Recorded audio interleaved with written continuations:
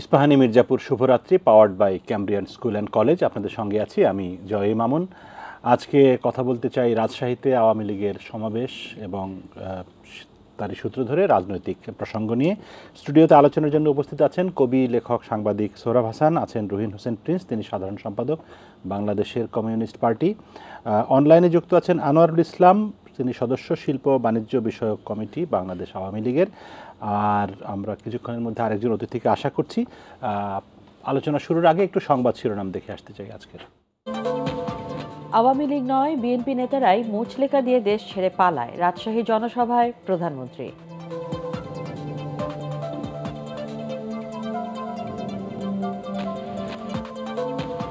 রাষ্ট্রীয় সুবিধা নিয়ে আওয়ামী লীগ সমাবেশ করলেও বিএনপির শান্তিপূর্ণ কর্মসূচিতে বাধা দিচ্ছে সরকার, অভিযোগ মির্জা ফখরুলের।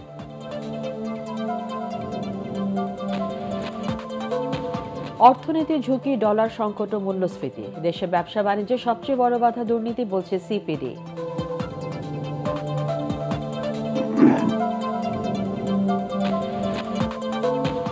নগর ব্যবস্থাপনায় গাফিলতির কারণে ঢাকার বায়ু দূষণ কমছে না, অভিমত পরিবেশ বিশেষজ্ঞদের। উন্নয়ন কাজ তদারকি, যানবাহনের কালো ধোঁয়া দূর করার পরামর্শ। এবং মায়ের কাছেই থাকবে জাপানি 2 শিশু, পারিবারিক আদালতের রায়, বাবার মামলা খারিজ।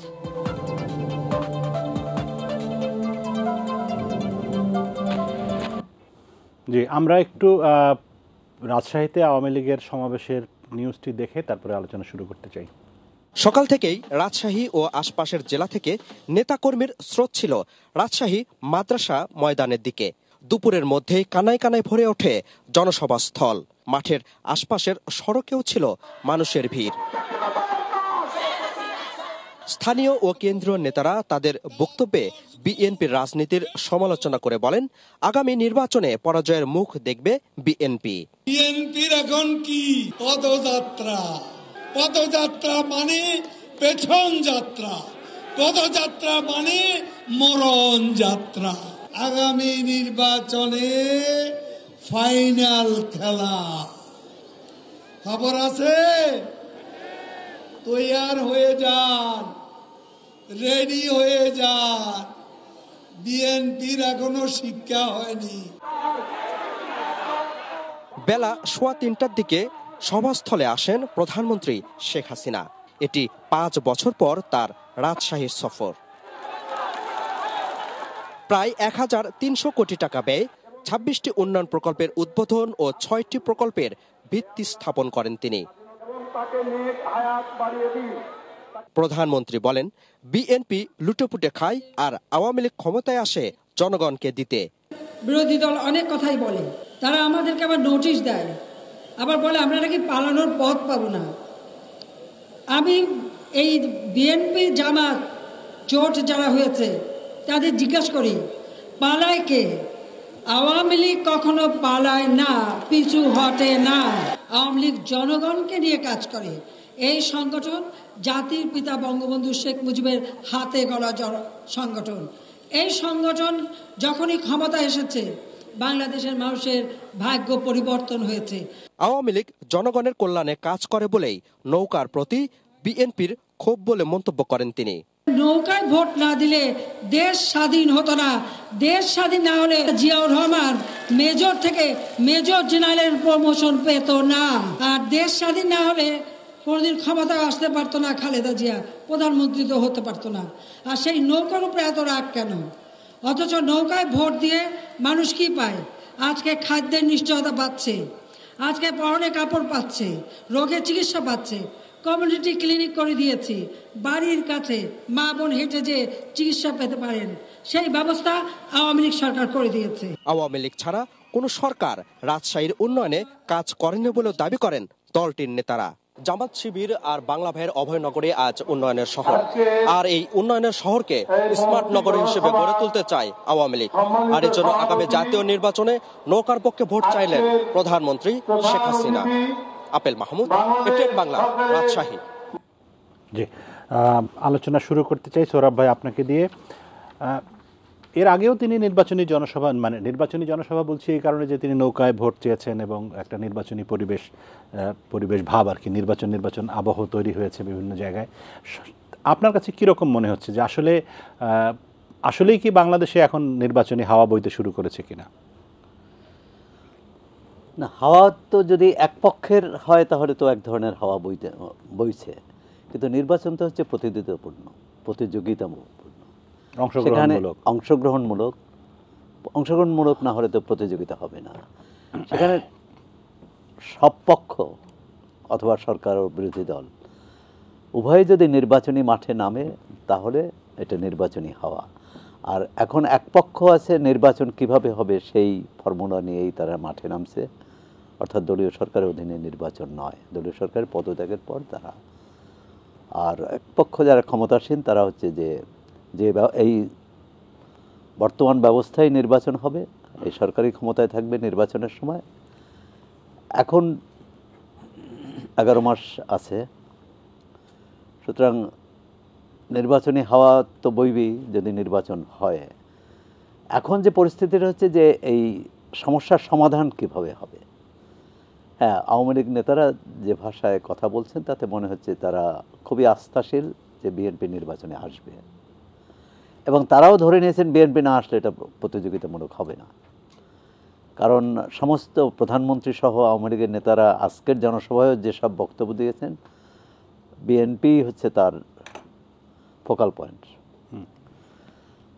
বিএনপি কি ক্ষমতায় থাকতে কি অন্যায় করেছে, কি দুঃশাসন চাপিয়ে দিয়েছে দেশবাসীর কাছে, আর সেগুলো তারা বলার পাশাপাশি সরকারকে, এই সরকার আওয়ামী লীগ সরকার এসে কি জনগণের কি ভালো কাজ করেছে, জনগণের উন্নয়ন করেছে, দেশের মানুষকে শান্তি দিয়েছে, এই কথাই, এই বার্তাই দিতে চেয়েছেন। এখন রাজনৈতিক সমস্যা কিন্তু রাজনৈতিকভাবেই সমাধান করতে হবে এবং আলোচনার মাধ্যমেই সমাধান করতে হবে। রাজপথের সমাধানের যে বিপদ সেটা কিন্তু আমরা দেখেছি 1995-96 সালে দেখেছি, 2006-07 দেখেছি।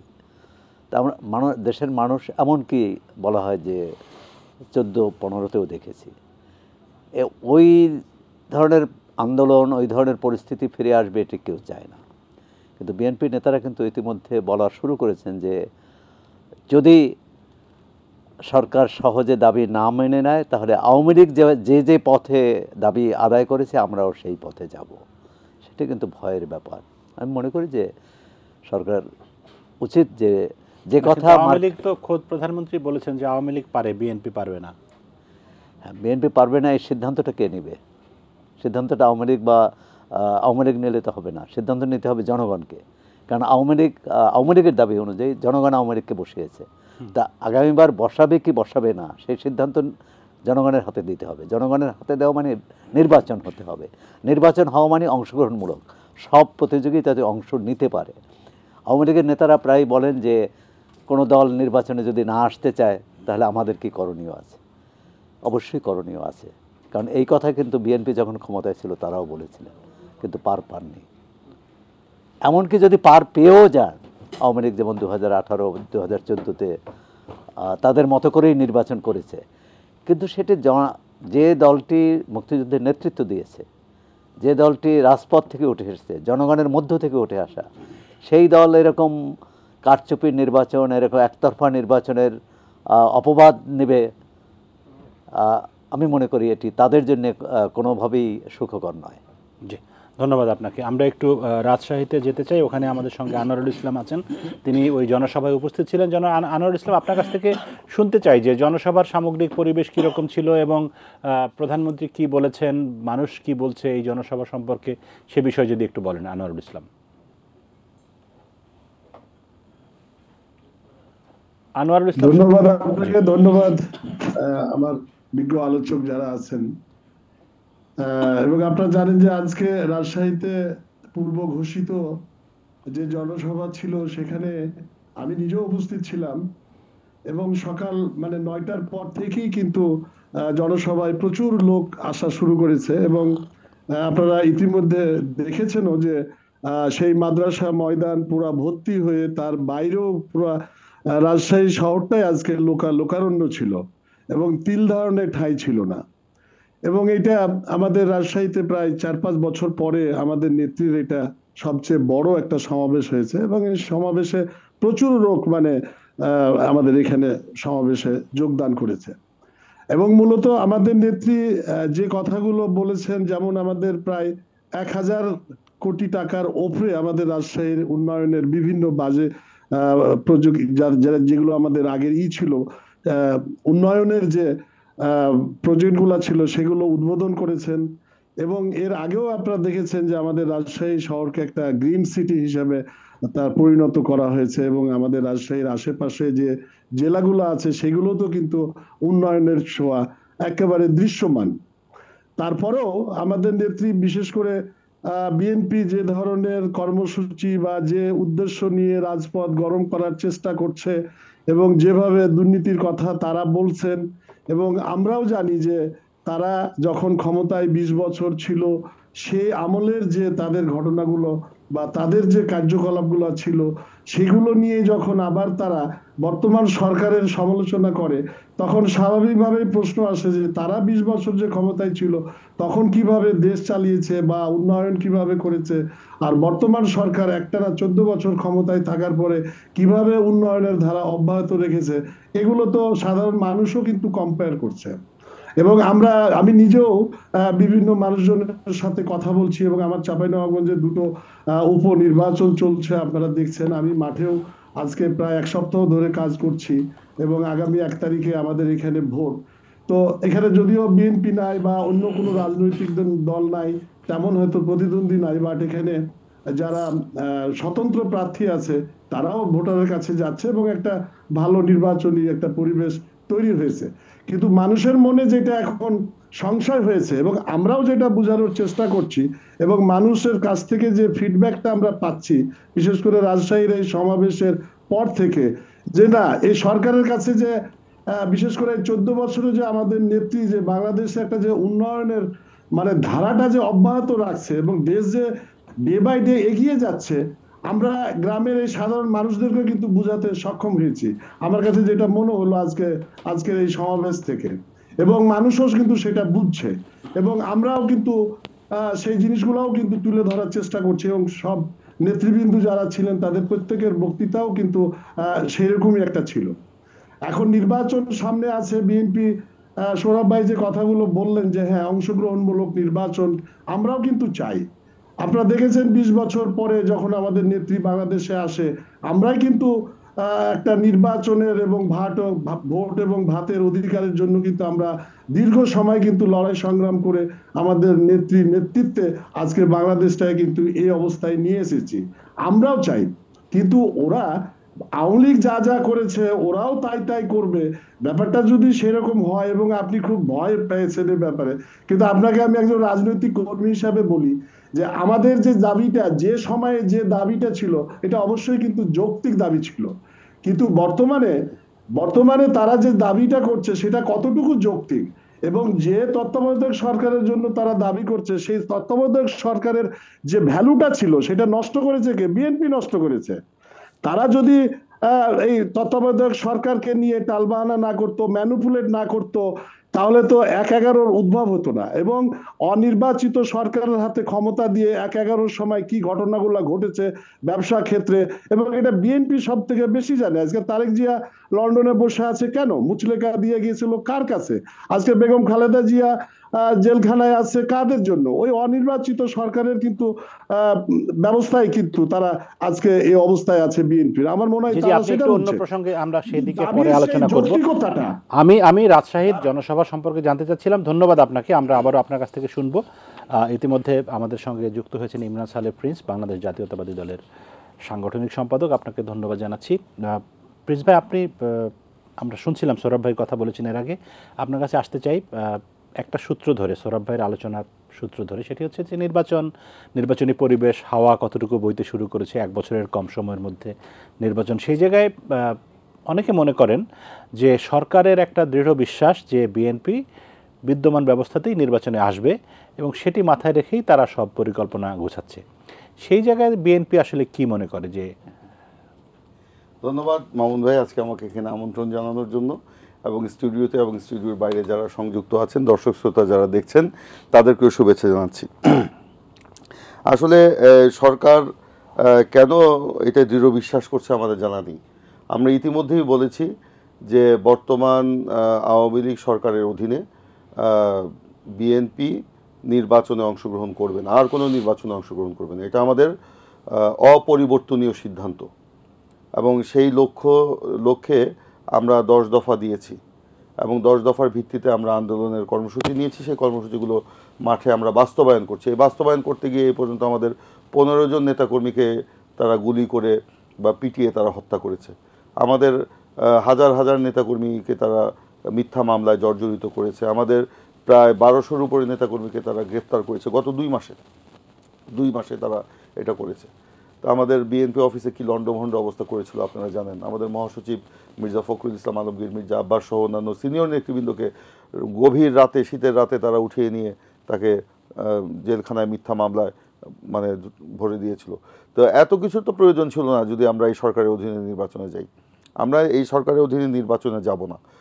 কেন যাব না আমরা এটাও বলেছি যে এই যে যাই ঘটেছে, বিদ্যমান ব্যবস্থা বলেন, যেটি বলেন নির্বাচনী ব্যবস্থা একেবারে ধ্বংস হয়ে গেছে। আমরা বলেছি বাংলাদেশে আর কোনো দলীয় সরকারের অধীনে কোনো নির্বাচন অবাধ, নিরপেক্ষ, সুষ্ঠুভাবে হবে না বা হতে পারে না।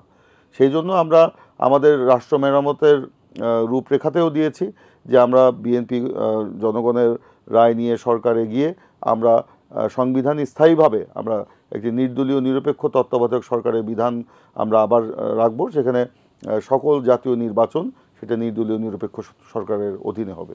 তো সেই কারণে আমরা ধরেন আন্দোলন করছি এবং কেন যে সরকারের বিশ্বাস আমি কিন্তু জানি না। সরকার আবারও একটি সাজানো পাতানো নির্বাচনের দিকে এগুচ্ছে এবং বাতাসে কিন্তু অন্য কথাও শোনা যাচ্ছে যে তারা মানে বিএনপিকে অপ্রস্তুত রেখে, বিরোধী দলগুলোকে অপ্রস্তুত রেখে, জনগণকে অপ্রস্তুত রেখে আচমকা একটা আগাম নির্বাচন দিয়ে দিতে পারে, এরকম কথাও কিন্তু বাতাসে ঘুরপাক খাচ্ছে। তো যতই তারা এসব করুক না কেন, যতই মানে পরিকল্পনা নিক না কেন, কোনো পরিকল্পনায় কাজে আসবে না। আমরা এই সরকারের অধীনে নির্বাচনে যাব না। এই সরকারের অধীনে ইনশাল্লাহ নির্বাচন হবেও না। ইনশাল্লাহ আগামী নির্বাচন নির্দলীয় তত্ত্বাবধায়ক সরকারের অধীনেই হবে। জি, ধন্যবাদ আপনাকে। রহিন হোসেন প্রিন্স, আপনার কাছে আসি।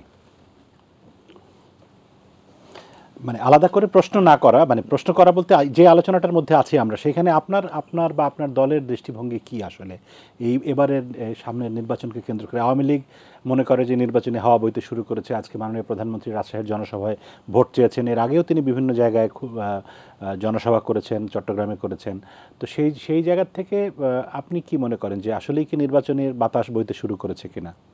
ধন্যবাদ আপনাকে। না, আমরা মনে করি বা আমিও যেটা দেখি যে নির্বাচনের বাতাস বইছে এমনটি না, কিন্তু একটা নির্বাচনী আবহাওয়া তৈরির চেষ্টা চলছে এবং এক দিকের পক্ষ থেকে, বিশেষ করে সরকারের দিক থেকে সেইটা একটা বড় কাজ করার চেষ্টা চলছে বলে মনে হয়। কিন্তু যদি আমাকে বলেন এই যে রাজনীতির আপনি এখনকার নিকট অতীতে যদি দেখেন, তাহলে আমরা দেখি যে কথা এবং কথার পাল্টা কথা, রাজনীতির এইটাই যেন একটা প্রধান বিষয় হয়ে গেছে। এবং রাজনীতি যে মানুষের কল্যাণ, বর্তমান সংকট, কি করব, এই অ্যাড্রেস করা, এই জায়গাটা থাকছে না। বরঞ্চ আগে ছিল একটা ইস্যুকে ঢাকার জন্য নতুন একটা ইস্যু আনা। এখন হচ্ছে এই যে রাজনৈতিক কথামালার পেঁচাপেচিতেই ওই ইস্যুগুলোই অটোমেটিক্যালি চলে যাচ্ছে। এবং যেতে যেয়ে আপনি দেখবেন যে সাম্প্রতিককালে দেখলে দেখা যাবে যে রাজনীতিটা এখন ঠিকই, যতই আমি এই দেশের মধ্যেই দেখছেন না কেন, কিন্তু আগামী ভোট, আগামী রাজনীতি, দেশের অবস্থা, এটি যেন আমাদের হাতে আর নেই, বিদেশিদের হাতে চলে গেছে। এটা পরিষ্কার, এটা খেয়াল করবেন। এটা তো আমাদের বিবেচনায় সরকার বা অন্য জায়গায় যেটা করছে সেটা হচ্ছে সম্প্রতিকালে আমেরিকান এবং অন্যরা যে প্রেশার করছে, সেই জায়গায় তাদেরকে, বাংলাদেশের জনগণের থেকে তাদেরকে মনে হয় বেশি আশ্বস্ত করার প্রচেষ্টাই গ্রহণ করছে। এবং অন্য পক্ষের দিক থেকেও দেখবেন মনে হয় যে জনগণের উপরে শক্তির থেকে ওই জায়গাটায় একটা নালিশি জায়গাটায় থেকে ওইটা একটা বেশি, যে তাদেরকে যদি করা যায় তাই ছাড়া বোধহয় বাংলাদেশে আর কিছু হবে না, এইরকম একটা ধারার মধ্যে আছে। তা আমাদের এই জায়গার ক্ষেত্রে যদি বলেন, এর মধ্যে দুইটা অবজারভেশন আর একটা বলা যায়, যেটা তো বললামই যে পরিস্থিতিটা এরকম। এবং এইটা দিন যত যাচ্ছে, এটা একটু না বললেই নয়। দেখবেন একটু আগে রাজশাহীর জনসভা, এর আগে ওইখানে দেখেছি কথার মধ্যে রাজনীতির কথার শালীনতা অশালীনতা অনেক দিন ধরে চলছে, সেটাও কিন্তু আমরা এখন দেখতে পাচ্ছি আর কি। সেটা দিন যত যাচ্ছে এটা বাড়ছে, এবং এটা আমার কাছে যদি বলেন, ধরুন আজকে যদি আপনি একটা ইস্যু অ্যাড্রেস করতে চান, আমি ভোটের কথাটা অল্প কথায় পরে বলা যাবে, কারণ একই কথা তো বারবার বলা হচ্ছে। বাংলাদেশে বুঝলাম, আমি দেখলাম যে ওইখানে জনসভায় বলা হয়েছে, আমি অনলাইনে পড়ছিলাম যে বাংলাদেশের মানুষকে আমরা এই করেছি, কিন্তু জিনিসপত্রের দাম বাড়ছে, বাড়বে, এটা তো সরকারের দিক থেকে বলা হচ্ছে। তাহলে আমরা যে অনেক দিন ধরে বলছি যে একটা সার্বজনীন রেশন ব্যবস্থা চালু করো, ন্যায্য মূল্যের দোকান করো, এবং এই ধরনের যখন যদি কি বলে নিত্যপণ্যের সংকটগুলো হয় তখন গণবন্টন ব্যবস্থা চালু করো, সেই আলোচনাটা তো নাই, দেখবেন কোনো দিক থেকে নাই। পরিস্থিতিটা এরকম, যেটি আমাদেরকে যদি বলেন এটা একটা বড় সংকট, যদি বলেন টাকার একটা বড় সংকট যাচ্ছে, তাহলে সেইখানে বিদেশে পাচার করার টাকার কি হবে, খেলাফিনিকের জায়গাটা কি হবে, সেই জায়গাটা কিন্তু আপনি নাই। মানে ওই জায়গাটা নাই হয়ে অন্য জায়গায় যাচ্ছে, এই পক্ষ নাই করে দিচ্ছে, আর এক পক্ষ বললেও তারা কংক্রিট ফর্মে কি করবে সেই জায়গাটা কিন্তু ট্রান্সপারেন্টলি বলছে বলে আমরা দেখছি না। এই হচ্ছে পরিস্থিতিটা। আর যদি বলেন, হ্যাঁ বাংলাদেশে আমরা অনেক দিন ধরে দেখছি, এখানে আমরা বামপন্থীরা অনেক দিন তো বলে আসছি, আমাদের দল বলছি যে দেখবেন এটাও একটু মাঝে মধ্যে হিসাব করলে দেখি যে আগে আমরা বলতাম যে নির্বাচনটা তো একটা টাকার ফলের উপর নির্ভর করে, মাসেলের উপর নির্ভর করে, মানে ওইটা ম্যানুপুলেশন বলা হইতো 3M, কিন্তু এখন দেখবেন আলোচনায় টাকার খেলার পেশি শক্তিটা নাই, ম্যানুপুলেশনটাই প্রধান হয়ে গেছে। এইটা আর একটা ওস্তাদি খেলা, মানে আপনি ম্যানুপুলেশন ঠেকাবেন, অন্যটা ম্যানুপুলেশন হবে, তাহলে আপনি এজেন্ডাটাই তো আনা যাচ্ছে না। আর ম্যানুপুলেশনের ধারা কেন আসবেন, আসছে, ইহা প্রধান হয়ে যাওয়ার বাস্তব কারণ আছে। 2014 আমরা কি দেখলাম, নির্বাচনের নামে নতুন এক ধরনের অঙ্ক, আর 18 সাল তো কি আর বলার আছে। মানে পরিস্থিতিটা এত ভয়াবহ যে ম্যানুপুলেশনের বরঞ্চ আজকে আপনাকে যদি বলেন একটু চিন্তক মানুষ হিসাব করছে, যদি আগামীতে নির্বাচন হয় ম্যানুপুলেশনের মাত্রা কোনটা হবে বিবেচনা কিন্তু চিন্তকরা ওই রকমই চিন্তা করছে। তার মানে আপনি যদি এখন তাহলে একটা নির্বাচনের কথা বলেন, বা মিনিমাম যদি একটা দায়িত্ববোধের জায়গা থাকে, তাহলে তো একটা ইলেকশন করতে হবে, ভালো ইলেকশন। তা ভালো ইলেকশন করতে গেলে যা যা করা দরকার, যার জন্য আমরা কমিউনিস্ট পার্টির সর্বশেষ 20 তারিখে যে সমাবেশ করলাম, সেই সমাবেশ থেকে বলেছি যে আর কালক্ষেপণ না করে বাংলাদেশে একটা ভালো নির্বাচন কি করে যে করা যায়, তার জন্যে পুরো নির্বাচন ব্যবস্থা সংস্কার সহ আলোচনা শুরু করা দরকার, কারণ সময় তো হাতে আছে। সুতরাং এই কাজটা করা দরকার। আর ইমিডিয়েট মানুষের যে সংকট, এই সংকটগুলো অ্যাড্রেস না করলে নির্বাচন ব্যবস্থার সংস্কার বলতে আপনারা কি বলেন? আমরা সংস্কার বলতে মানে বিএনপির মতো নির্দলীয় তত্ত্বাবধায়ক সরকার, ওটা তো যদি বলেন একটা পার্ট, একটা, কিন্তু এটাই চূড়ান্ত না। শুধু নির্দলীয় তদারকি সরকার হলেই একটা ভালো নির্বাচন হবে আমরা তো মনে করি না, মোটেই মনে করি না। আবার রিপিট করছি, যেমন ধরুন ওই যে কথা বলছি, আমরা একটা বলেছি জাতীয় সংসদকে আপনি যদি টাকার খেলা উন্মুক্ত করতে চান এবং সংসদ সদস্যরা আইন প্রণয়ন করবে, প্রধান কাজ করবে, তাহলে স্থানীয় সরকার ব্যবস্থাকে শক্তিশালী করার সাথে সাথে সংখ্যানুপাতিক পদ্ধতি নিয়ে আসেন জাতীয় সংসদ নির্বাচনে। তাহলে সেটি একটা আলোচনার মধ্যে যেতে হবে। আপনাকে বলতে হবে ঠিক আছে, যদি ওই জায়গাটা আমরা যেতে নাও পারি, তাহলে এখনই ভোটের জায়গায় না ভোটের সিস্টেম আনতে হবে। ওই জায়গায় না যেতে পারলে রিকল সিস্টেম করতে হবে। ওই জায়গায় না যেতে পারলে পুরো নির্বাচনে প্রচার প্রচারণার দায়িত্ব কেন নির্বাচন কমিশন নেবে না? যদি আপনি ওই যে লেভেল প্লেয়িং ফিল্ডের কথা বলেন, ভোট দেওয়া শুধু না, ভোটে দাঁড়ানোর অধিকারের জায়গায় যেতে হবে। এই ধরনের অনেকগুলো কাজ করতে হবে। আর ওর একটা পার্ট হচ্ছে নির্বাচনের সময় কোন সরকার থাকবে। সহজ কথা, একটা মুখস্থ কথা আমরা বলি নির্বাচন করবে, কথা তো ঠিক, নির্বাচন কমিশন কি ভালো নির্বাচন করতে পারে সরকারের ভালো সহায়তা ছাড়া? তা আমাদের অভিজ্ঞতায় পরিষ্কার বলেছে, বাংলাদেশের সর্বশেষ অভিজ্ঞতায় বলছে যে আমরা এত দিনের পর ওই ধরনের সংগঠনও গড়ে তুলতে পারিনি, পরিস্থিতি করিনি। সুতরাং নির্বাচনকালীন এমন একটা সরকার করতে হবে যে সরকার আবার জন 11-এর সুযোগও পাবে না, সেই সরকার শুধুমাত্র রুটিন কাজ করে একটা ভালো নির্বাচনের জন্য সহায়তামূলক কাজ করবে, নাম যাই দেই না কেন। তাহলে তার রূপরেখা কী হবে ওই সুনির্দিষ্ট সময়ের জন্য, সেটা আলোচনা শুরু করা উচিত। সুতরাং এটা একটা পার্ট অবশ্যই। সুতরাং এই সামগ্রিকতাটায় একটা যদি আমরা সংস্কারের কাজটা না করতে পারি, তাহলে বাংলাদেশ, আমরা মনে করি যে একটা হচ্ছে ধরেন এই ধরনের সংকটে কী হয়, অগণতান্ত্রিক শক্তি সুযোগ নেই। এগুলো মনে রাখতে, অগণতান্ত্রিক শক্তি মানে বুঝেন গণতন্ত্রহীন শক্তি, সাম্প্রদায়িক শক্তি বা নানা ধরনের ওই যে আধিপত্যবাদী শক্তি, তারা সুযোগ নেয়। এবং বাংলাদেশ একটা দীর্ঘ সময়ের জন্য আমরা কোনো একটা আরও বেশি কর্তৃত্ববাদী, আরও বেশি কি বলবো যে অগণতান্ত্রিক শক্তির জায়গাতে কিন্তু আমরা পড়ে যেতে পারি, যেটা আমাদের সামগ্রিকভাবে সংকটে পড়বে। এত উন্নয়নের কথা বলেন, কিন্তু গণতন্ত্র ছাড়া উন্নয়নের এই ধারা জনগণের কল্যাণে আসবে না। দুর্নীতি অব্যাহত থাকবে, বৈষম্য অব্যাহত থাকবে, এইগুলো কিন্তু চলতেই থাকবে।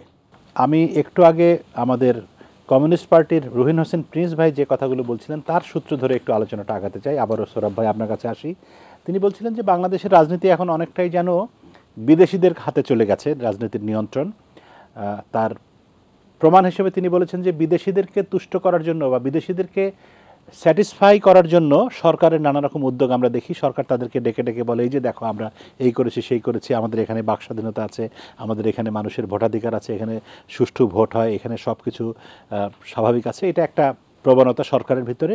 আর বিরোধী পক্ষের ভিতরে প্রবণতা হচ্ছে যে এখানে কিছুই নাই, কিছুই খারাপ, সব খারাপ, ভোট নাই, এটা নাই, অধিকার নাই নেই। এবং এটা নালিশগুলো তাদের কাছে গিয়ে করা হয় যেন তারাই সরকারকে ক্ষমতায় টিকিয়ে রাখবে, যেন তারাই বিরোধী দলকে ক্ষমতায় নিয়ে যাবে। এটি আসলে আমার ধারণা প্রিন্স ভাই বলার চেষ্টা করেছেন। আপনার কাছে কি মনে হয় যে বাংলাদেশের রাজনীতিতে বিদেশিদের প্রভাব আসলে প্রকৃতপক্ষে কতটুকু? প্রকাশ্যে খুব বেশি নয়, অপ্রকাশ্যে কি আছে সেটা জানি না। বিষয়টা হচ্ছে প্রিন্স কমরেড তিনি যত মানে কি সরলভাবে বলেছেন যে বিদেশিদের প্রভাব, আমার মনে হয় আওয়ামী লীগ বিএনপি দুই পক্ষই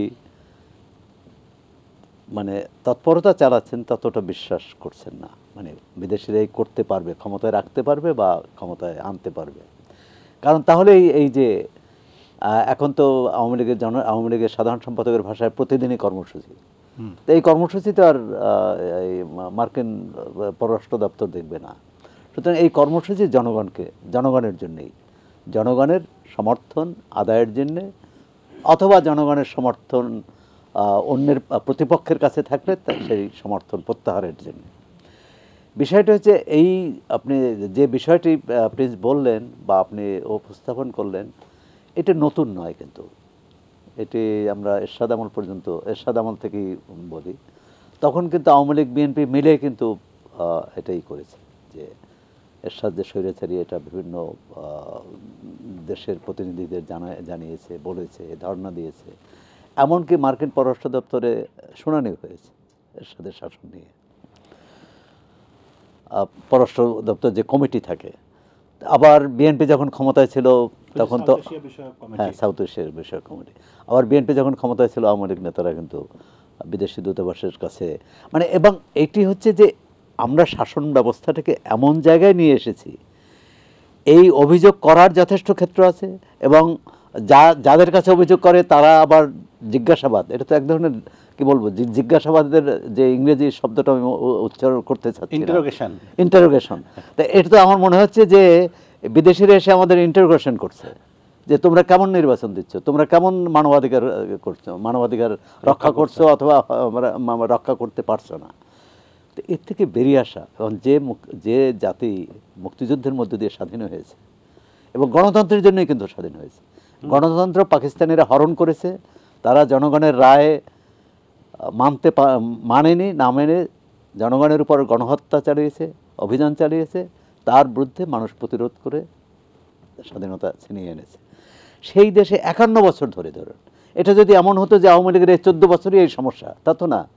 বিএনপির 2 টার্মে যে 10 বছর ছিল, মানে খালেদা জিয়ার 10 বছর, তার আগে জিয়াউর রহমান এবং হোসেন মোহাম্মদ এরশাদ ধরে নিলাম যে সামরিক শাসক গণতন্ত্র দিতে পারে না, এবং তারা শেষ বিচারে সামরিক শাসক হিসেবেই কিন্তু ইতিহাসে 91 থেকে হিসাব করলেও তো 91 থেকে 32 বছর। এই 32 বছর আমরা কি করলাম? আমরা 3 জোটের রূপরেখা দিলাম, আমরা সুন্দর সুষ্ঠু নির্বাচনের জন্য তত্ত্বাবধায়ক সরকার করলাম, আবার সেই তত্ত্বাবধায়ক সরকারকে নষ্ট করলাম, আবার শেষমেশ এখন তত্ত্বাবধায়ক সরকার বাতিল করলাম, এখন আমার তত্ত্বাবধায়ক সরকার আন্দোলন। আমাদের রাজনৈতিক নেতৃত্বের এত দেউলিয়াত্ব, এত মানে কি গর্তমি, মানে কেন এটা হবে? বিএনপি যদি ভুল করে আওয়ামী লীগকেও ভুল করতে হবে, বা আওয়ামী লীগ ভুল করলে বিএনপিকেও ভুল করতে হবে। তো ভুলটা বেশি সবসময় ক্ষমতাসীনরা করে, এবং আজকে যে বিএনপির পক্ষে যদি জনসমর্থন থেকে থাকে, সেটা বিএনপির নেতৃত্বের জন্য না, সেটা বিএনপির কর্মসূচির জন্য না, সেই বিএনপির 27 দফার জন্যও না, আওয়ামী লীগের প্রতি মানুষের ক্ষোভ থেকে। এবং একই পরিস্থিতি কিন্তু আমরা বিএনপি আমলেও দেখেছি না। কিন্তু একটা জিনিস সরকারের তরফ থেকে যে এই যে আজকেও 26টা উন্নয়ন প্রকল্প শুরু হলো, এটা সেটা এত কাজ হচ্ছে, ভিজিবলি হচ্ছে, তো আসলেই তো মানে এটাও তো সত্যি যে বাংলাদেশের উন্নয়ন যতখানি ভিজিবল, তার বেশিরভাগ সময় তো আওয়ামী লীগের হাতে, শেখ হাসিনার হাত দিয়েই হয়েছে। না, একসময় কিন্তু বলা হতো এরশাদের হাতে হয়েছে, না কিন্তু প্রায় 9 বছর ক্ষমতায় ছিল সুতরাং, এবং 75-এ এবং জিয়া রহমান যখন ক্ষমতায় ছিল তখনও কিন্তু দৃশ্যমান উন্নয়ন হয়েছে, এটি অস্বীকার করার উপায় নেই। এমনকি বিএনপির খালেদা জিয়ার নেতৃত্বে বিএনপি দুই টার্ম, অন্তত প্রথম টার্মে উন্নয়ন হয়েছে এবং তখন গণতন্ত্রও কিছুটা কার্যকর ছিল। কিন্তু সমস্যাটা হচ্ছে উন্নয়ন করা তো এটা সরকারের দায়িত্ব, কারণ জনগণের কাছে ওয়াদা করে এসেছে যে জনগণ কি করবে, কিন্তু গণতন্ত্রের উন্নয়নটা কেন হলো না? আমাদের অবকাঠামো উন্নয়ন হয়েছে, আমরা পদ্মা সেতু করেছি, মেট্রো রেল করেছি, আমরা বঙ্গবন্ধু টানেল করেছি, কিন্তু গণতন্ত্রটাকে আমরা মজবুত করতে পারিনি কেন? এই কারণেই জনগণের বিদেশিদের কাছে জবাবদিহি করতে হয়। জনগণের কাছে জবাবদিহির একটাই রাস্তা ছিল ভোট। আপনি দেখুন যে 4টি নির্বাচন বলা হয় যে অপেক্ষাকৃত সুষ্ঠু হয়েছে, 91, 96, 2001, 2008, এই 4টি নির্বাচনে ক্ষমতাসীনরা জয়ী হতে পারেনি, প্রত্যেকবারই ক্ষমতার বাইরে থাকা। সুতরাং আমি মনে করি যে রাজনৈতিক নেতৃত্বের কাছে আমরা একটু বিবেচনা চাই, প্রাজ্ঞ মানে কি বলে দৃষ্টিভঙ্গি চাই, এবং দলীয় ব্যক্তি গোষ্ঠীর স্বার্থের বাইরে দেশের স্বার্থ, জনগণের স্বার্থটা যে বড়। ধরে নিলাম আজকে বিএনপি নামে কোনো দল নেই, তাহলে কি নির্বাচন সুষ্ঠু হবে না? জি, ধন্যবাদ আপনাকে। আমরা আবার একটু আনোয়ারুল ইসলামের কাছে যেতে চাই। আনোয়ারুল ইসলাম, আপনি শুনছিলেন আমাদের এই পর্যায়ের আলোচনা। আপনার কি মনে হয় যে এই যে বিদেশিদের মুখাপেক্ষিতা আমাদের বড় রাজনৈতিক দলগুলোর, রাজনৈতিক শক্তিগুলির, এটির থেকে কিভাবে আমরা মুক্ত হতে পারি? না, ধন্যবাদ আপনাকে। আমি এটা বলার আগে একটু স্মরণ করে দিতে চাই যে আপনারা দেখেছেন যে বিদেশিদের ওপর কিভাবে নির্ভরশীল বিএনপি হয়। পাশের দেশ ভারতে যখন মোদি পাস করে তখন কিন্তু ওনারা মিষ্টি বিতরণ করেছিল, কারণ কংগ্রেসের সাথে আমাদের কি বলবো সেকুলারিজম রাজনীতির কারণে আমরা তাদেরকে সমর্থন করি। তো তারা কিন্তু মোদি পাস করার পরে কিন্তু মিষ্টি বিতরণ করেছিল। আবার যখন ডেমোক্রেটকে কিন্তু আমরা আমেরিকার কিন্তু সমর্থন করি, তারা মুক্তিযুদ্ধে কিন্তু আমাদের পক্ষে ছিল, কিন্তু যারা রিপাবলিকান ছিল তারা কিন্তু আমাদের বিরুদ্ধে কিন্তু কাজ করেছিল। কিন্তু ওনারা যখন হিলারি ক্লিন্টন মানে তাদের ক্যান্ডিডেট হলো এবং বিশেষ এক ব্যক্তির বাংলাদেশের সাথে ভালো সম্পর্ক ছিল বলে তারা কিন্তু হিলারি ক্লিন্টনকে কিন্তু সমর্থন করেছিল। এটা মানে কিভাবে তারা বিদেশিদের উপর নির্ভর হয় সেটা কিন্তু একটা বড় প্রমাণ ছিল কিন্তু এটা। কিন্তু আমরা বিদেশি যে কোনো রাষ্ট্রে যখনই যেখানে সেকুলারিজম থাকে, ধর্মনিরপেক্ষতা নিয়ে যারা মানে রাজনীতি করে, আমরা কিন্তু সেই দলগুলোকেই কিন্তু সমর্থন করি বিদেশে। এটা আমাদের একটা আন্তর্জাতিক মানে আমাদের পছন্দ বলতে পারেন। আমাদের না, আপনি কোন দল সমর্থন করেন সেটি না, আপনারা কোন দলকে সমর্থন করেন তাতে রিপাবলিকান পার্টি বা কংগ্রেসের কিছুই হয়তো যায় আসে না, কিন্তু আপনার দেশের রাজনীতিতে অন্যদের নাক গলানোর সুযোগ দেন কেন? না, আমি সেখানেই আসছি যে আমাদের কিন্তু নাক গলানোর ব্যাপারটা আমরা কিন্তু কখনোই এটা সমর্থন করে না। একটা কূটনৈতিক রিলেশন যে দেশের সাথে যেরকম রাখা উচিত আমাদের নেত্রী কিন্তু ঠিক সেইভাবেই কিন্তু রাখে। চাইনা, ইন্ডিয়া, তাদের সম্পর্ক যেমন হোক, চাইনার সাথে আমেরিকার যে সম্পর্কই হোক, আমাদের কিন্তু যেভাবে কূটনৈতিক সম্পর্ক বন্ধুত্ব রাখার জন্য আমার নেত্রী কিন্তু সেটাই মেনটেন করে চলেছে।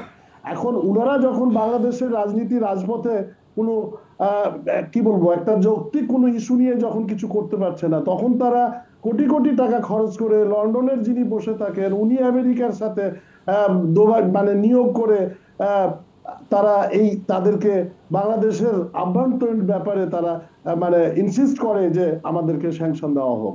কিন্তু স্যাংশন যে উদ্দেশ্যে একটা দেশ আর একটা দেশের প্রতি দেয়, সেই ধরনের কোনো কিছু কি বাংলাদেশে ঘটেছে?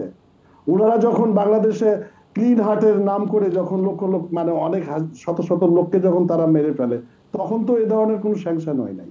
আমাদের র্যাব কি ধরনের কাজ করেছে বাংলাদেশে? আইন শৃঙ্খলাকে ফিরিয়ে আনার জন্য যেটুকু করার সেটুকুই করেছে।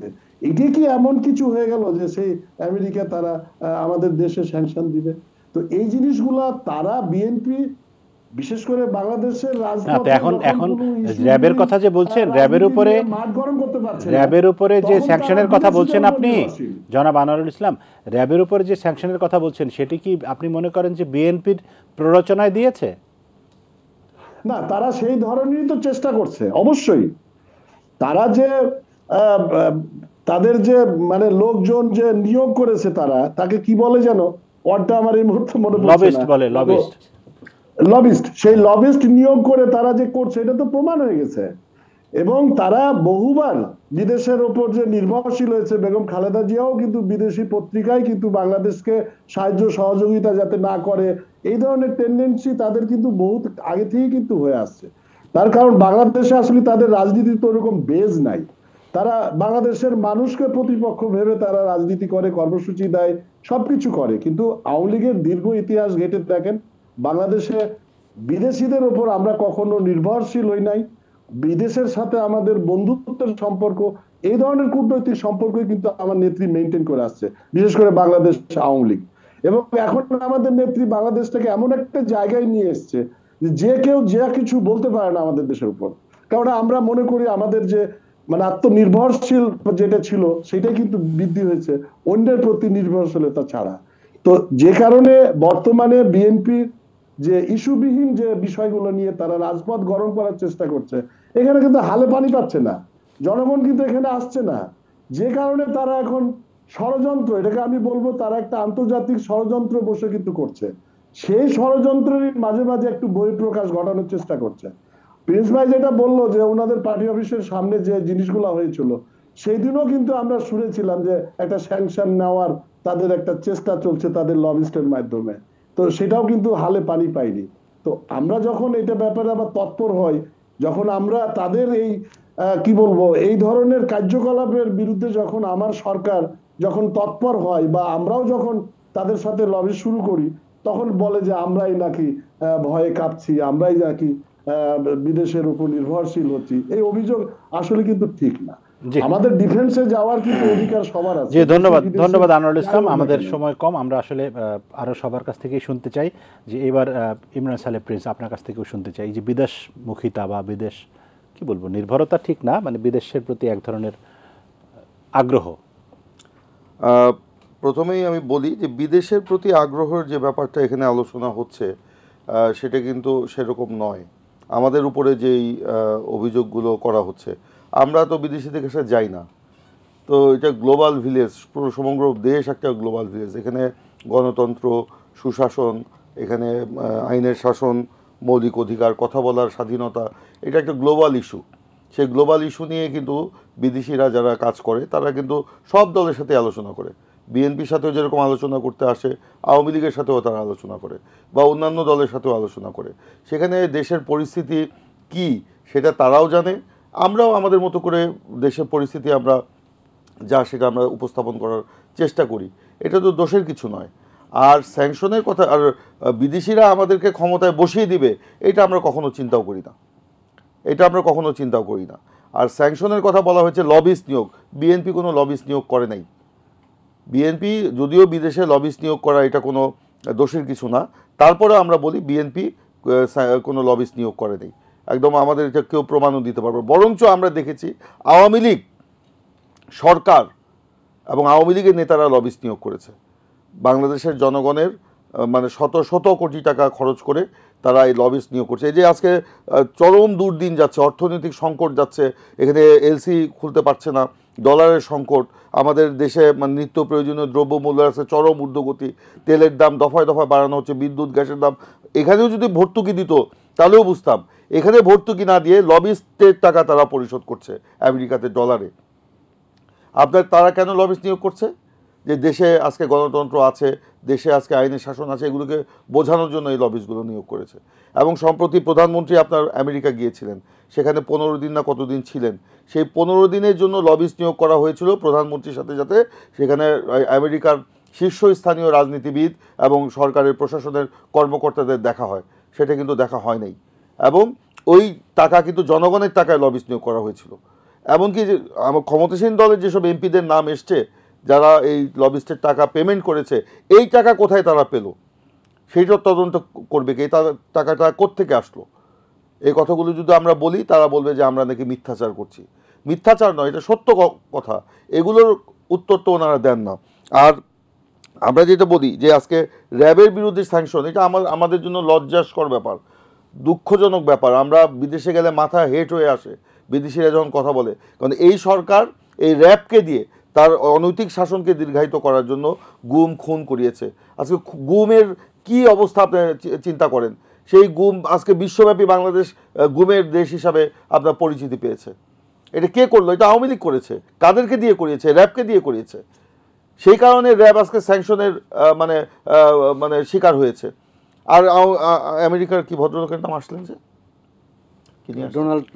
ডোনাল্ড লু আসলেন, আসার পরে সরকারি কর্মকর্তা মন্ত্রীদের সাথে কথা বললেন, পরের দিনই হোম মিনিস্টার বলে দিলেন যে উনি এসে বলেছেন যে অতি শীঘ্রই মানে এই স্যাংশন উইথড্র হবে। ওই দিন রাতেই আমেরিকান এমবাসি থেকে বিবৃতি দিয়ে বলা হলো যে এরকম কোনো কথা ওই ভদ্রলোক বলেন নাই, ডোনাল্ড লু বলেন নাই। তো সরকারের এখানে মন্ত্রী বলছে সরকারের একটা এমবাসি তার প্রতিবাদ করছে, সরকারের মুখ থাকলো কোথায়? জুতার বাড়ি কার মুখে পড়লো? এগুলো কে করলো? এই সরকারের অনৈতিকতা এবং তার এই মিথ্যাকে অসত্যকে ঢাকা দেওয়ার জন্য তারা এই কাজগুলো করছে। আজকে লবিস্ট কিন্তু বিএনপি নিয়োগ করে নাই, আমরা দায়িত্ব নিয়ে বলছি। যদি নিয়োগ করতাম বুক ফুলিয়ে বলতাম, কিন্তু নিয়োগ করেনি। আজকে এই হাজার হাজার কোটি টাকা জনগণের টাকা তারা এখানে খরচ করেছে। বিদেশিরা আসলে আমরা তাদের সাথে কথা বলি, আমরা জানি না। উনি বলেছেন যে কি ওনার নাম ভদ্রলোকের আনোয়ারুল ইসলাম সাহেব, উনি বলেছেন যে ভারতে আপনার বিজেপি পাস করেছে, আমরা নাকি মিষ্টি খাইয়েছি। কোথায়, কখন, কোন জায়গায়? মিডিয়া কি দেখাতো না? আপনারা কি বসে থাকতেন আমরা মিষ্টি খাওয়াবো?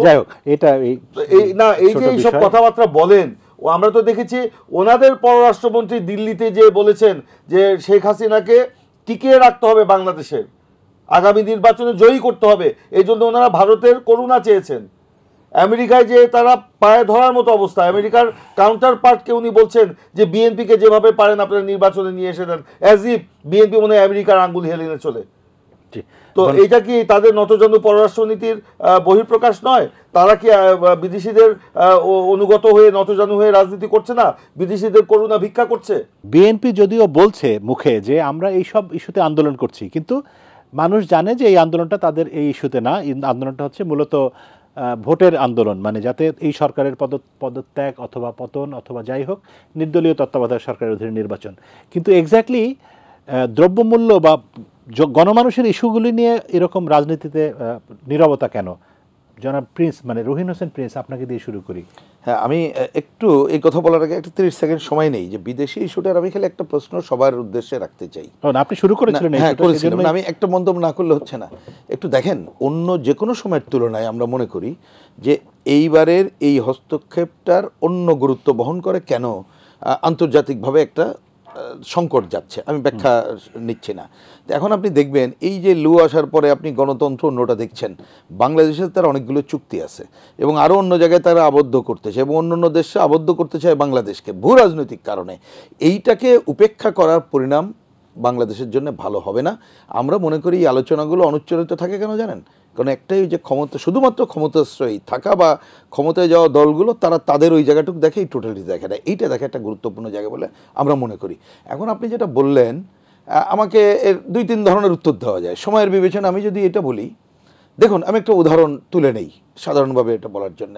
জিনিসপত্র দাম কমানোর পক্ষে তো সরকারও বলছে, বলে না? বলে, বিএনপিও বলে। কিন্তু আমাদের কোশ্চেনটা কোথায় আপনি বলেন তো, যে তারা এইভাবে কি পথ দেখাচ্ছে যে দাম কিভাবে কমবে, দাম কিভাবে, না কোনো স্পেসিফিক কোনো আলোচনা নাই। সরকারের তরফ থেকে ধরেন নানা রকম প্রণোদনা বা অমুক জায়গা হচ্ছে, টিসিবির, সেটা তো গভর্নমেন্টের দায়িত্ব, কিন্তু রাজনৈতিক সংগঠনের কাজ কি? না, আমাদের বক্তব্য যেমন আমরা বলেছি, আমি 2টা ছোট উদাহরণ দিয়ে এই 2 পক্ষের কাছ থেকে শোনেন কেন পাচ্ছেন না সেই সূত্রটা দিই। কারণ ওনারা যে ধরনের অর্থনীতিতে বিশ্বাস করে, অর্থনীতির ধারায় তো কোনো পার্থক্য নাই, আপনি দেখবেন। সুতরাং ওইখানে আপনি পাবেন না কিছু, যে গেলে তার ব্যক্তি গোষ্ঠীর লাভালাভটাই তাদের কাছে প্রমাণ। আচ্ছা, এই গ্রুপ পাচ্ছে, অন্য গ্রুপ পাবে, যার জন্য পারবেন না। আমি উদাহরণ দিয়ে বলি, যেমন আমি একটা ছোট একই গ্রুপ, ওই গ্রুপরা সবসময় বিএনপি চলে যায়। তার মানে আপনাকে তাহলে নীতি পাল্টানোর জায়গায় যেতে হবে, ওনারা সেটা বলে না, আমরা বলি। আমি ওই যে জিনিসপত্রের দামের ব্যাপারে ধরুন, যদি আমি ছোট্ট করে উদাহরণ দিই, একটা হচ্ছে দেশে উৎপাদিত জিনিস আর একটা বিদেশে আমদানিকৃত। দেশে উৎপাদন জিনিসের ব্যাপারে আমরা বলেছি যে আপনি অন্ততপক্ষে যে উৎপাদন খরচ আরও কীভাবে কমানো যায় দেখতে হবে, প্রণোদনার জায়গাটা, আর উৎপাদক সমবায় ক্রেতা সমবায় করে মধ্যস্বত্বভাবে ভেঙে আপনি যদি সরবরাহের ধারা রাখতে পারেন, তাহলে আপনি একটা নিয়ন্ত্রণমূলক জায়গায় যেতে পারবেন।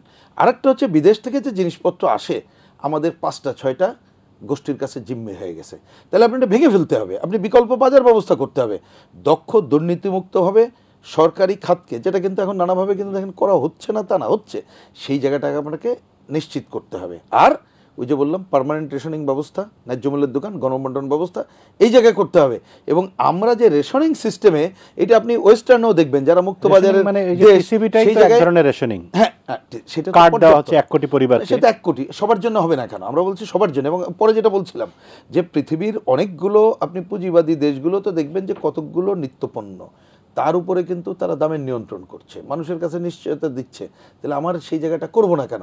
তাহলে অন্তত পক্ষে আপনি সাধারণ মানুষ, এখন তো সাধারণ কম আয়ের মানুষ না, মধ্যবিত্তর তো নাভিশ্বাস। আপনি ট্রাকের পেছনে দেখেন যে আগে একটু দূরে দাঁড়ায় দিতে, এখন গায়ে গায়ে লাগানোর পরও শেষ মুহূর্তে পণ্য পাচ্ছে না। তাহলে আপনি অল্টারনেটটা বলছেন না কেন? বলছেন না এই কারণে, কারণ আপনি যে অর্থনৈতিক নীতিমালায় বিশ্বাস করেন, সেই নীতিমালায় আপনার প্রধান পার্থক্য নাই। আমি একেবারে শেষ কথা বলি, যদি বলেন এই রাজনীতির একটা বড় সংকট কি জানেন? দুর্বৃত্ত রাজনীতির ধারায়, অসৎ ব্যবসায়ী, অসৎ আমলা, অসৎ রাজনীতিকের নেক্সাসই হচ্ছে এই সংকটের মূল জায়গা। সেইটা ভাঙার ক্ষেত্রে আপনি দুই দলের কি অবস্থান জানতে চান? জনগণ বলুক, জনগণের কাছে বলুক, জনগণ ডিসাইড করুক। জি, ইমরান সালেহ প্রিন্স। জি, আসলে আপনি যে কথাটা বললেন যে আমাদের মূল দাবি হচ্ছে নির্দলীয় সরকারের অধীনে নির্বাচন। দেখুন, আমরা এই নিত্য প্রয়োজনীয় দ্রব্যমূল্যের ঊর্ধ্বগতির প্রতিবাদে আমরা গত প্রায় 1 বছর যাবৎ বিভিন্ন সময় আমরা কর্মসূচি পালন করেছি। গত 22 আগস্ট থেকে সেপ্টেম্বরের 30 তারিখ পর্যন্ত ধারাবাহিকভাবে আমরা প্রায় 1.5 মাস আমরা ইউনিয়নে, গ্রামে গঞ্জে, হাটে বাজারে আমরা পথসভা করেছি, হাট সভা করেছি, হাট মিছিল করেছি, উপজেলা সদরে করেছি, ইউনিয়ন সদরে করেছি, আমরা জেলা সদরে করেছি, বিক্ষোভ করেছি, আমরা স্মারকলিপি দিয়েছি, বহুত দিয়েছি। আমরা সরকার কি কর্ণপাত করেছে? করে নাই। এরপরে যে আমাদের বিভাগীয় সমাবেশগুলো ছিল, সেখানেও কিন্তু আমরা এই দাবিকে সন্নিবেশিত করেছি। এখনও আগামী 4 তারিখে যে আপনার কি বলে আমাদের বিভাগীয় সদরে সমাবেশ রয়েছে, বিভাগীয় সমাবেশ, সেখানেও কিন্তু আমাদের দাবি রয়েছে যে বিদ্যুৎ, গ্যাস এবং নিত্য প্রয়োজনীয় দ্রব্যমূল্যের ঊর্ধ্বগতি রোধ করতে হবে, কমাতে হবে, এবং 10 দফা দাবি তথা নির্দলীয় নিরপেক্ষ তত্ত্বাবধায়ক সরকারের অধীনে নির্বাচন, দমন, নিপীড়ন, গ্রেপ্তারকৃত নেতাদের মুক্তি দাবি করেছি। এখন সামনে নির্বাচনের সময় আসলে নির্বাচনের বিষয়টাও সামনে আসবেই, কিন্তু পাশাপাশি কিন্তু আমরা জনগণের দাবি কিন্তু আমরা সন্নিবেশিত করেছি। 10 দফার মধ্যে দেখবেন একটা দফা হচ্ছে শুধুমাত্র নির্বাচন কেন্দ্রিক, বাকিগুলোই তো হচ্ছে বিভিন্ন শ্রেণী পেশা। এমনকি স্পেশাল পাওয়ার অ্যাক্ট বাতিলের দাবি করেছি আমরা, ডিজিটাল সিকিউরিটি অ্যাক্ট বাতিলের দাবি করেছি আমরা, শ্রম আইন কিন্তু এইগুলি না প্রিন্স ভাই, এখন আপনি যেটা বলছেন আপনারা এগুলো করেছেন, আমি অস্বীকার করছি না, কিন্তু এটি তো রাজনৈতিক কর্মসূচি হিসেবে আপনারা পথসভা করেছেন। পথসভা করলে তো জিনিসপত্রের দাম কমবে না। আপনাদের জায়গা থেকে কোনো গবেষণা, কোনো রিসার্চ, আমি আসছি স্পেসিফিক পরামর্শ আছে? আমাদের সেই পরিস্থিতি আছে? আপনারা আমাদের যারা এইসব উইং দেখেন তাদেরকে গ্রেপ্তার করে নিয়ে যাওয়া হচ্ছে, তাদেরকে মিথ্যা মামলায় ডিজিটাল সিকিউরিটি অ্যাক্টে আপনার তাদেরকে জেলে নিয়ে যাওয়া হচ্ছে। তারপরেও আমরা আপনার এই করোনার সময় আমরা জীবনের ঝুঁকি নিয়ে আমরা জনগণের পাশে দাঁড়িয়েছি। আমরা করোনার সময় সরকারকে প্রস্তাব দিয়েছিলাম, একটি প্রস্তাবও কি তারা মেনেছে? আমরা বলেছিলাম যে আসেন, আমাদের যে বিরোধিতা আছে, আপনাদের সরকারের বিরুদ্ধে আমাদের অনেক অভিযোগ, এগুলোকে আমরা কার্পেটের নিচে রেখে আমরা সরকারের সাথে আমরা যৌথভাবে একসাথে এই করোনা মোকাবেলায় জনগণের পাশে দাঁড়াতে চেয়েছিলাম। সেটা তো সরকার কর্ণপাত করে নাই। আমাদের মহাসচিব দলের পক্ষ থেকে আপনার গুচ্ছ প্রজেক্ট মানে প্রস্তাব দিয়েছিলেন, এই করা উচিত, কোনটা করেছে? করে নাই। বরঞ্চ আমরা লুটপাট দেখেছি। আমরা যখন নিত্য প্রয়োজনীয় দ্রব্যমূল্য বাড়লো, আমরা যখন মানুষ কর্মহীন হয়ে পড়লো করোনার সময়, তখন আমরা চাল, ডাল, তেল, লবণ যা পেরেছি তাই নিয়ে আমরা মানুষের পাশে দাঁড়িয়েছি। আমরা এখন শীতের সময় শীত বস্ত্র নিয়ে মানুষের পাশে দাঁড়াচ্ছি। এই আন্দোলনের মধ্যেও, দমন নিপীড়নের মধ্যেও আমরা কিন্তু মাঠ ত্যাগ করি নাই। আমরা বিরোধী দল কি করতে পারি? সরকারকে আমরা বলতে পারি, আমরা জনগণের পাশে আমাদের সমর্থ যা আছে তাই নিয়ে দাঁড়াতে পারি। তাদের দাবিটা আমাদের দাবির সাথে আমাদের কণ্ঠে উচ্চকিত করে সরকারের আমরা মনোযোগ আকর্ষণ করতে পারি, কিন্তু সরকার তো এগুলিকে মানছে না। তা আমরা আমাদের প্রচেষ্টা তো অব্যাহত রেখেছি। আমরা যে বললাম তো আগামী 4 তারিখের কর্মসূচিতেও সেই আমরা কর্মসূচি রেখেছি। এখন আগামী 2 তারিখ পর্যন্ত আমাদের যে মাঠে ঘাটে হাটে যে আমাদের হাট সভা হচ্ছে, পদযাত্রা হচ্ছে আগামী 2রা ফেব্রুয়ারি পর্যন্ত, সেখানেও কিন্তু এই দাবি নিয়ে আমরা যাচ্ছি, লিফলেট বিতরণ করছি, দাবি তুলে ধরেছি। এই যে পদযাত্রা হচ্ছে ঢাকা শহরে, সেখানেও কিন্তু আমরা এই দাবিটা সন্নিবেশিত করেছি। আমাদের বলেছেন আমরা রাজনৈতিক দল হিসেবে যা পারি সেটাই করছি। সরকার যদি না মানে, এই সরকার না মানলে সরকারকে আমরা বাধ্য করতে হবে পদত্যাগ করতে। এই সরকার তো জনগণের কোনো সমস্যা সমাধান করতে পারে নাই, পারবেও না। আনোয়ারুল ইসলাম, আপনার কাছে আসতে চাই, আপনার কি মত এই বিষয়ে? এই যে মানুষের জীবন ধারণ কঠিন হয়ে উঠছে, জিনিসপত্রের দাম বেশি, কেন মানুষের এই অবস্থা হলো? না, ধন্যবাদ আপনাকে। প্রিন্স ভাইরা শুধু তো আন্দোলন করছে দাম কমাও দাম কমাও, কিন্তু আসলে কি কারণে দামটা বাড়ছে সেটাও তো রিয়ালাইজ করা উচিত একটা বিরোধী দল হিসাবে। খালি খালি বিরোধিতার খাতিরে বিরোধিতা করলে তো হবে না। এই সরকার যেমন দ্রব্যমূল্যের কারণে 5,000 কোটি টাকা কিন্তু বরাদ্দ করা হয়েছে আমাদের এই বিশেষ করে গরিব মানুষদের এই খাবার দেওয়ার জন্য। এবং আপনারা জানেন এখন এই বর্তমানে আজকেও আমি সব খবরও দেখলাম, বিশ্বের প্রত্যেকটা ইউরোপিয়ান ইউনিয়ন বলেন প্রত্যেকটা দেশে কিন্তু আজকে মিছিল মিটিংও কিন্তু শুরু হয়ে গেছে এই ধরনের জিনিসপত্রের দাম বাড়ার কারণে। অথচ গত মাসে আপনি ইনফ্লেশন রেট কিন্তু কম হলেও কিন্তু কমছে, একটা স্থিতিশীল অবস্থায় আনছে। আমার তো বিশ্বাস যে বিএনপি এই সময় ক্ষমতায় থাকলে দেশে দুর্ভিক্ষ শুরু হয়ে যেত। কারণ আপনাদের ওই ধরনের যে প্ল্যানগুলো আমরা আগে দেখেছি আর বর্তমান সরকারের যে প্ল্যানগুলা, এগুলো একটা যে প্রত্যেকটা ব্যাপার সাথে যে একটা মিনিমাইজ করা, সেটা কিন্তু এই সরকার কিন্তু একে একে সবগুলা কিন্তু করছে। আজকে ইম্পোর্ট বেস আপনারা মানে খেয়াল করে দেখেন যে ইন্টারন্যাশনাল মার্কেটে কোন জিনিসটার দাম কম আর আমাদের দেশে বেশি। আপনি বিদ্যুতের কথা বলছেন যে এখানে ভর্তুকি দিলে হয়, এই পিডিবি কে দাম বাড়ার পরও 27,000 কোটি টাকা প্রতিদিন তাকে ভর্তুকি দিতে হচ্ছে, লস করছে আমাদের পিডিবি। এটা তো আন্তর্জাতিক বাজারের জন্য এটা হয়ে গেছে, গোটা বাংলাদেশটা পৃথিবীটাই তো একটা ভিলেজ হয়ে গেছে। এখন ইউক্রেন রাশিয়ার যুদ্ধের কারণে শুধু বাংলাদেশ কেন, এখন প্রত্যেকটা ইউরোপিয়ান দেশ, যুক্তরাজ্য, যুক্তরাষ্ট্র, প্রত্যেকটা জায়গাতে, এখন জাপানেও রেশনিং শুরু হয়ে গেছে, চায়নারও একই অবস্থা। তো এই যে আন্তর্জাতিক বাজারে যে জিনিসপত্রের দাম বৃদ্ধি এবং ইনফ্লেশন রেট আমাদের চেয়ে অনেক বেশি অন্য অন্য দেশে, কিন্তু আমরা অর্থনৈতিকভাবে আমাদের মানে যে প্ল্যান গুলো আছে এগুলো যদি আপনারা দেখেন, এবং ওয়ার্ল্ড ব্যাংক, IMF, ধন্যবাদ। আমাদের সময় কম। জনাব আনোয়ারুল ইসলাম, অর্থনৈতিক প্ল্যানের দিকে আর আজকে যাওয়ার সময় নেই, অন্য কোনো দিন সেটা নিয়ে আলাপ করবো। আমরা শেষ করতে চাই সোহরাব হাসান আপনাকে দিয়ে। আপনি যে প্রশ্নটা করেছেন আমার মনে হচ্ছে যে উত্তরটা সেভাবে সেই প্রশ্নের উত্তর আসছে না, অন্য উত্তরটা আসেনি আমার সেটা মনে হচ্ছে। বিশেষ করে সরকারের অর্থনৈতিক নীতি তার সেটি নিয়ে আমি এখানে কথা বলতে চাই না। বিষয়টা হচ্ছে যে আমাদের প্রধান রাজনৈতিক দলগুলো, এমনকি অপ্রধান রাজনৈতিক দলগুলো, তাদের সাথে জনগণের সম্পৃক্ততা কতটা আছে, বা জনগণের সমস্যা, জনগণের অভাব অভিযোগ নিয়ে তারা কতটা সোচ্চার। এই যে জনসভাগুলো হচ্ছে, এদের প্রধান দাবি কিন্তু নির্বাচন কিভাবে হবে। সুতরাং জনগণের এই দাবি দেওয়া, জনগণের দুঃখ কষ্ট বেদনা সবকিছু হারিয়ে, মানে অ্যাজ ইফ নির্বাচন যদি ঠিক হয় তাহলেই বাংলাদেশের মানুষের জীবনের সব সমস্যার সমাধান হয়ে যাবে। যে বিষয়টা হচ্ছে যে এই যে আওয়ামী লীগ প্রতিদিনই তারা কর্মসূচি দিচ্ছে, বিএনপিও দিচ্ছে, কিন্তু সাধারণ মানুষ অর্থাৎ দলের বাইরের মানুষ এই, অথবা দলের ভিতরেও তো সাধারণ মানুষ আছে। দলের ভিতরে এখন সাধারণ মানুষ আছে কিনা আদৌ একটা প্রশ্ন আছে, কিন্তু দলের বাইরের যে মানুষগুলো তারা এই সমাবেশগুলো কিভাবে দেখছেন, তারা কতটা আগ্রহী। সমাবেশ প্রতিদিন করতে হয়, মানে আমরা তো আগে দেখতাম যে 1 মাস পর, 15 দিন পর বা 2 মাস পর একটা কর্মসূচি হতো, এবং সেটা তখন যে পল্টন ছিল অথবা মানিক মিয়া এভিনিউ অথবা পান্থপথেও হতো। মানে তখন কিন্তু এই দলের নেতাকর্মীদের সমাবেশ হতো না। সমাবেশ মানে কিন্তু সাধারণ